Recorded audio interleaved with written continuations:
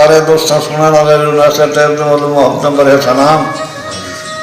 दोस्तों ये पंजाबी चैनल असा थोड़ी वास्ते अपने वास्ते सारा साझा बनाया।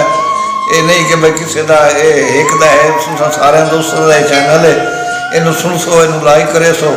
असी कोशिश की रखा इंशाअल्लाह ताला फजल खुदा कि तुहाडे म्यार ते पूरा उतरन दी। चेहरे दोस्तों ने नजर के खास लै नहीं, जोर जवानी दे के कीते ढलदी रुते जो हीणे समझ के अखियां दे चाखो तकलीफां जुते उदा सुख दे साजे फुट फट गए जा वक्त गरीब दे सुते इंज परता आईया जिंदगी नू मैं हेठ ते सूखड़े उते।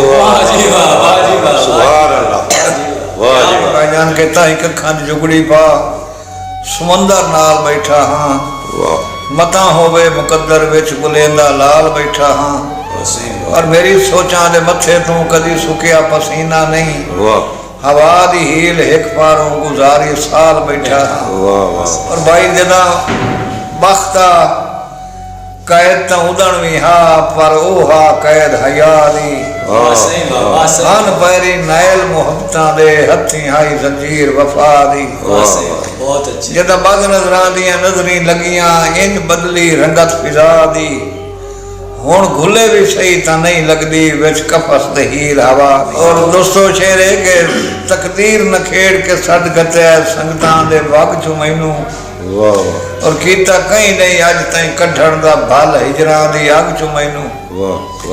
हुण हुसड़ गदैब सुचेंदा हाँ लद्दा की उस पग चो मैनू, हुण हुसड़ गदैब सुचेंदा लद्दा की उस पग चो मैनू, जैनू रंगण दी पारों देवणी पई रात बादशाह रग चो मैनू।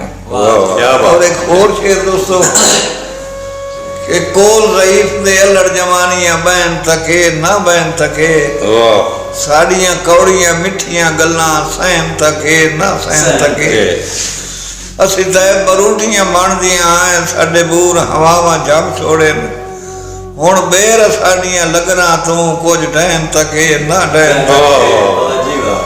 कि डले वक्त जदों के सजना दा लहू हो गया पतला पीना, डले वक्त जदों के सजना दा क्या बात है लहू हो गया पतला पीना, ते ओ सिख छिक रही ना तैब दा दिल गया बन कमजोर ते हीना।